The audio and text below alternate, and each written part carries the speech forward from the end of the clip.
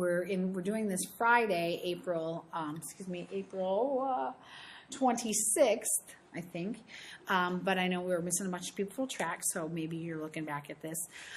This is kind of really continuing with lesson 6, common denominators, only instead of having 2 fractions, we actually have 1 fraction and 1 whole number. So if we have a whole number, remember 1 is over 1, and so my common denominator is 5m. But in order to write it with common denominators, I'm going to take that 1 over 1 times 5m over 5m. So we get m minus 2 over 5m plus 5m over 5m. So our denominator is obviously keep it, 5m, and then we combine like terms in the numerator. So m and 5m give me 6m minus 2. And as always, factor if you can. So we can take out a 2 and we get 3m minus 1 over 5m, but that still will not factor. Now, if this number down here would have been divisible by 2, I could have reduced those two. But there is my final answer. So it's really pretty simple. Now that one was a whole number of 1. Over here in this example, we've got a whole number of 2. We just treat it like this. So we have to multiply it by the x minus 1. So we got 2 over 1 plus 4 over x minus 1. And I have to take this times x minus 1 over x minus 1. So I get 2x minus 2 over x minus 1 plus 4 over x minus 1. Which, if we combine like terms, because it's addition, which would be 2x plus 2, negative 2 and positive 4, over x minus 1. And once again, I could factor out a 2 in the numerator, 2 times x plus 1 over x minus 1, which still doesn't reduce, but you want to get in a habit of factoring the numerator or denominator if you can, or both, just to check for things you could simplify. Okay, so that's the first type of questions you will see when you're changing a whole number, whether it be just 1 or a 2 or a 3 or something, and we're multiplying it by our common denominator over itself so that you can write them and add or subtract. Okay, the second part of the lesson is simplifying complex fractions. Complex fraction is when you have a fraction inside of a fraction, and understanding that when we divide by a fraction, and right here 2/3 divided by 5/8 is the same as 2/3 times the reciprocal of 5/8. I'm going to show you this first example, and it is sort of changing units. So Catherine is planning a barbecue. She bought 336 ounces of hamburger to make hamburgers. If each burger takes 1/4 of a pound, how many burgers can she make? Well, first of all, we only know ounces. Like she has 336 ounces. So I'm going to put that over 1, and the first thing I'm going to do is change my ounces into pounds. Now, I didn't give you that because honestly, you guys should know how many ounces are in a pound. And it is 16 ounces in a pound. So that we can change. Now, really, the last thing we're going to do after I divide that out, so we get 336 over 16, which is equal to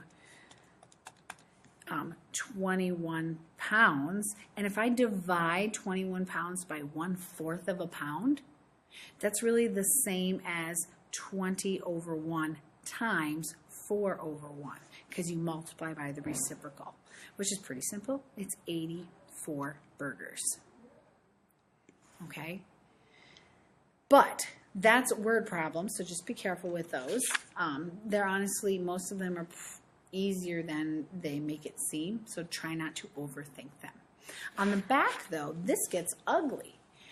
Look at that, complex fractions, fractions inside of fractions. But remember, if we're dividing by a fraction, we're multiplying by its reciprocal. So I'm just going to rewrite this as a multiplication problem. So I'm going to leave that first fraction alone right here.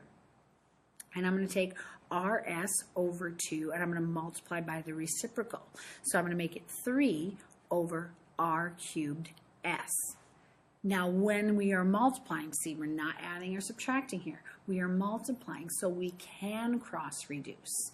All right, I can reduce out an s, and I can take one of those r's out, leaving me with r squared.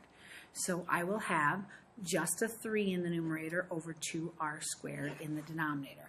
I can cross-reduce because these are all monomials, and it is multiplication, not addition. If it were addition, I'd need to have a common denominator. I'd have to combine like terms and so on and so forth. All right, so don't confuse this with adding and subtracting and finding common denominators. We are multiplying fractions or dividing fractions. Take a look at this one. Again, I'm going to rewrite it. So I'm going to go 8t squared over v, because that's my top fraction, multiplied by this reciprocal, v cubed over 4t. All right, so this t is gone, leaving me with just a single t in the numerator. This v is gone, leaving me with v squared up there, and then the 8 cancels out and gives me a 2. So I have nothing in the denominator, well, a 1, but I don't need to write that, and I have 2t, don't forget your t, v squared up there. Okay, well, what if I don't just have monomials? Take a look. One step more difficult, actually probably more than one step. We now have polynomials. So a binomial in that first one, it doesn't change the fact that it becomes an addition, or excuse me, a multiplication problem.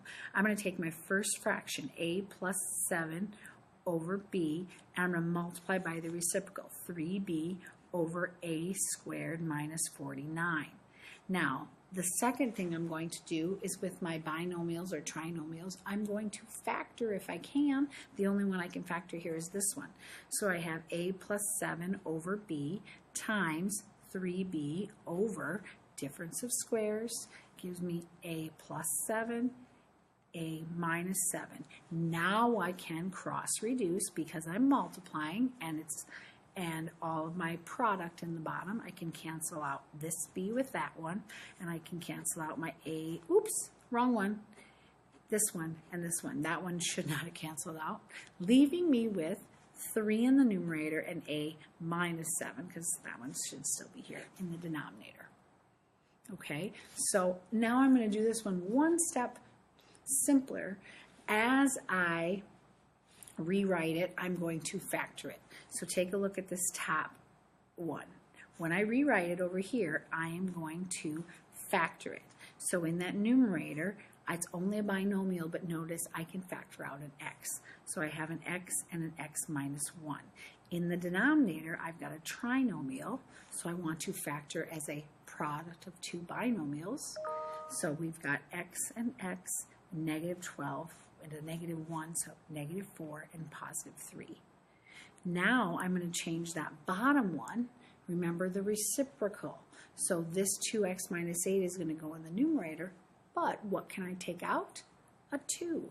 So then I can do that, and I get x minus 4 times the 2, and then just the x minus 1 in the denominator. Once I have it written in all factored form and a product of binomials, now I can cancel because I'm multiplying. So I'm going to cancel this with this, I'm going to cancel this with this, and in the numerator I just have 2x over x plus 3. And there you have it. Let's try one more. This one's super complicated. We've got trinomials up all over the place. So in the numerator, just leaving this one alone right here, I'm going to make that up here n. It's a negative 21. So positive 7, negative 3. And then in the denominator, positive 18, so same signs, both negative, minus 6, minus 3. Now remember, we have to do the reciprocal of this second one, so this one is going on top. So let's look at that one, n and 24. So same signs, both negative, so I've got a negative 6 and a negative 4. And then this one right here needs to go in the denominator. So we get a negative 28 gives me a 7 and 4, right? 7 and 4. Good, have to be a positive 7 and a negative 4.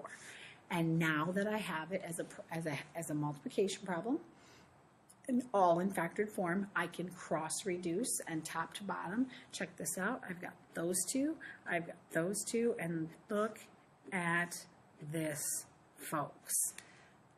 The answer to that question, as ugly as it started, is actually 1.